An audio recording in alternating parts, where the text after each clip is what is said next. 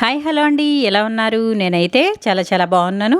మీరందరూ కూడా బాగుండాలని మనస్ఫూర్తిగా కోరుకుంటున్నాను. సుగుణ వంటింటికి స్వాగతం. ఈరోజు మన వంటింట్లో చపాతీలు, అవి కూడా దూదిలాగా మెత్తగా ఉండే చపాతీలు ఏ విధంగా తయారు చేసుకోవాలో చూద్దాము. నేను చెప్పే టిప్స్ కనుక ఫాలో అయ్యి చపాతీలు చేసినట్లయితే ఫస్ట్ టైం చేసినా కూడా చపాతీలు చాలా మెత్తగా వస్తాయి. సాయంత్రం వరకు కూడా అదే విధంగా ఉంటాయండి. మరి ఏ విధంగా తయారు చేసుకోవాలో చూసేద్దామా? Welcome back to my channel.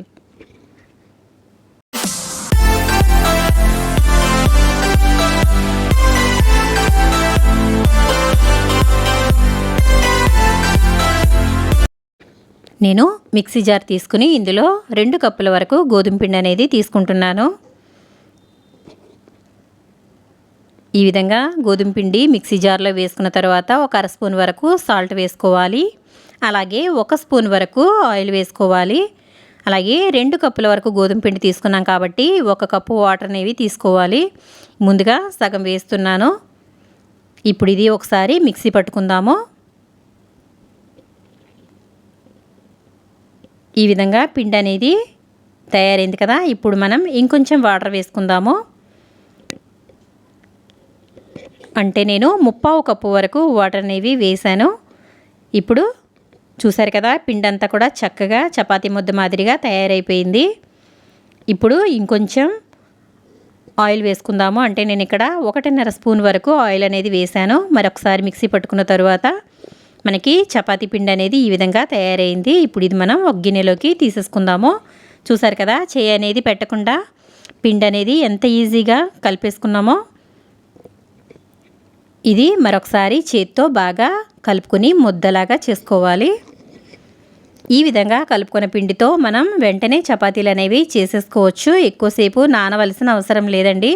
చూసారు కదా, మిక్సీ కూడా ఏమీ పిండి అంటుకోలేదు, చక్కగా వచ్చేస్తుంది. ఈ విధంగా మనం పిండి అనేది మరొకసారి బాగా కలుపుకొని ముద్దలాగా చేసుకోవాలి. ఎంత చక్కగా ఉందో చూసారు కదా. ఈ విధంగా స్మూత్గా పిండి అనేది తయారవుతుంది. ఈ విధంగా తయారైన పిండితో ఇప్పుడు మనం చపాతీలు చేసుకుందాము. నేను ఇక్కడ ప్లాట్ఫామ్ శుభ్రంగా క్లీన్ చేసుకున్న తర్వాత చపాతీలు ఇక్కడ చేస్తున్నాను. ఇప్పుడు ఈ ముద్దంతా కూడా ఈ విధంగా పెట్టుకున్న తర్వాత మనం కొంచెం పొడి పిండి వేసుకోవాలి. ఈ పొడిపిండి స్థానంలో మీరు ఆయిల్ కూడా వేసుకోవచ్చు, కానీ చపాతీలో ఎక్కువ ఆయిల్ అనేది వేసుకోకూడదు. ఎందుకంటే చాలామంది చపాతీలు డైట్ కోసం వాడుతూ ఉంటారు కదా. మనం ఎక్కువ ఆయిల్ వాడినట్లయితే ఇంకా డైట్కి దీనికి ఏమీ ఇది ఉంటుంది కదండి. కాబట్టి ఈ విధంగా పిండి అనేది వేసుకున్నాను. ఈ విధంగా పిండి అంతటిని కూడా ఒకసారి కొంచెం చపాతీ మాదిరిగా చేసుకోవాలి. ఈ విధంగా కొంచెం పలుచగా ఒత్తుకోవాలి.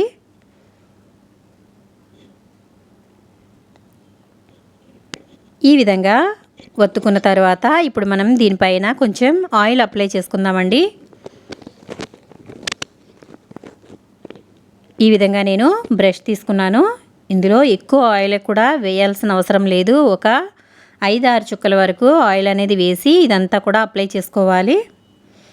ఈ విధంగా అప్లై చేసుకోవడం వల్ల చపాతీ అనేది చక్కగా పొరలుగా వస్తుంది.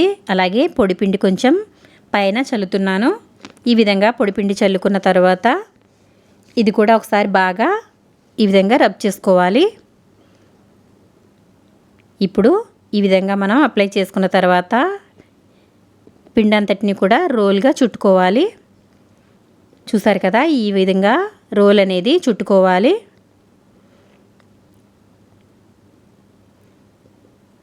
ఇది బాగా గ్యాప్ లేకుండా రోల్ లాగా చుట్టుకోవాలి. చూసారు కదా, ఈ విధంగా చుట్టుకున్న తర్వాత ఇప్పుడు మనం చాక్తో కావాల్సిన సైజులో ముక్కలు అనేవి కట్ చేసుకుందాము.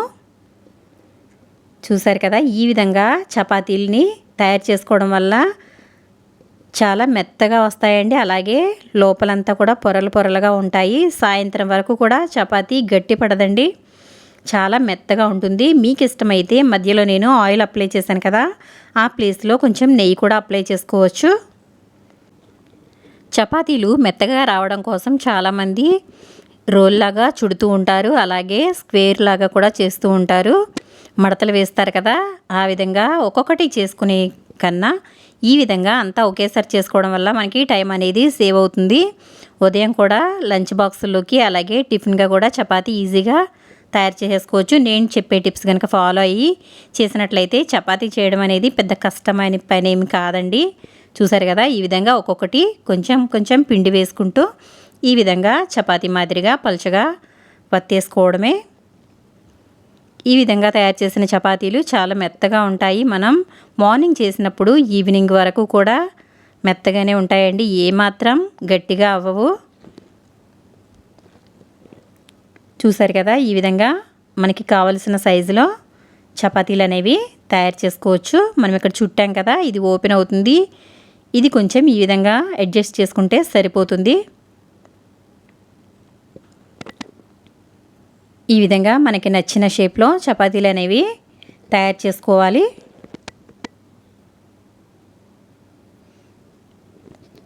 చూసారు కదా, వీడియో లెంత్ ఎక్కువైందని స్కిప్ చేయకండి, ఎందుకంటే స్కిప్ చేసినట్లయితే మీకు ఏమీ అర్థం కాదు, టిప్స్ అన్నీ కూడా మిస్ అయిపోతారండి. చూసారు కదా, ఈ విధంగా తయారు చేసుకోవాలి. ఇంతకన్నా చపాతీలు మందంగా కానీ పలుచగా కానీ చేసుకోకూడదు. ఇదే పర్ఫెక్ట్ అయిన సైజ్ అండి. ఈ విధంగా మిగిలిన చపాతీలన్నీ కూడా చేసేసుకుందాము. చూసారు కదా, నేను ఈ విధంగా అన్ని చపాతీలని తయారు చేసుకున్నాను. ఇప్పుడు వీటిని ఒక ప్లేట్లోకి వేసుకుందాము. చూసారు కదా, ఎంత చక్కగా పలుచగా వచ్చాయో. ఈ విధంగా చేసుకోవడం వల్ల చపాతీలు 1కి 4 తింటారండి, అంత బాగుంటాయి. మందంగా ఉంటే చపాతీలు తినలేరండి, అలాగే పలుచగా ఉన్నా కూడా అప్పుడల్లా తయారవుతాయి. కాబట్టి ఈ విధంగా పర్ఫెక్ట్గా చేసుకోవాలి. ఇప్పుడు మనం పెనం పెట్టుకుని స్టవ్ వెలిగించుకుందాము. మీకు డౌట్ రావచ్చండి, నా పెనం ఇంత బ్లాక్గా ఉందని. ఇది ఐరన్ పెనం అండి, ఇది ఈ విధంగానే ఉంటుంది, నాన్ స్టిక్ పెనం కాదు. చపాతీలు చేసుకునేటప్పుడు ఎప్పుడైనా సరే ఈ విధంగా ఐరన్ పెనాలనే వాడాలి. నాన్ స్టిక్ పెనం మీద వాడినట్లయితే పెనం అనేది త్వరగా పాడైపోతుందండి. ఎప్పుడైనా దోశలకి వేరే అలాగే చపాతీలకి వేరేగా పెనం అనేది వాడుకోవాలి. ఇప్పుడు మనం పెనాన్ని కొంచెం వేడైన తర్వాత చపాతీని వేసుకుందాము. చపాతీని వేయగానే ఎప్పుడు కూడా ఆయిల్ అనేది వేసుకోకూడదండి. ఆయిల్ వేసి కాల్చినట్లయితే చపాతీ అనేది గట్టిగా అయిపోతుంది. కాబట్టి చపాతీని ముందుగా కొంచెం అటు ఇటు కాలనివ్వాలండి. కాలిన తర్వాత మాత్రమే ఆయిల్ అనేది వేసుకోవాలి. చూసారు కదా, ఇక్కడ ఈ విధంగా రెండు వైపులా కూడా చక్కగా కాలిన తర్వాత ఆయిల్ అనేది అప్లై చేసుకోవాలి.